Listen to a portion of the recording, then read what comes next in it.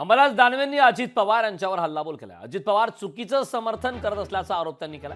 आरोप करणाऱ्यांना बघून घेईल या वक्तव्याला जोरदार प्रत्युत्तर दिलं। मी आरोप करतो, काय बघून घ्यायचं ते बघून घ्या। अंबादास दानवे यांनी असं वक्तव्य केलं। ईडीच्या कारवाईला घाबरून पळून गेल्याचा टोला देखील या दरम्यान अंबादास दानवे यांनी अजित पवारांना लगावला। मी आरोप करतो, काय बघून घ्यायचं बघून घ्या। चुकीच्या नावाने खोट्या नावाने गेल्या सर तर कारवाई करा। दुसरा माणूस गेला असता तर काय झालं असतं? सरकारने काय कारवाई केली असती? लाज वाटत नाही समर्थन करता अशा गोष्टीचं? चुकीच्या नावाने जा ना, उघड माथ्यानं जा ना। मराठा माणूस अजित झाला असं उघड माथ्यानं जा ना।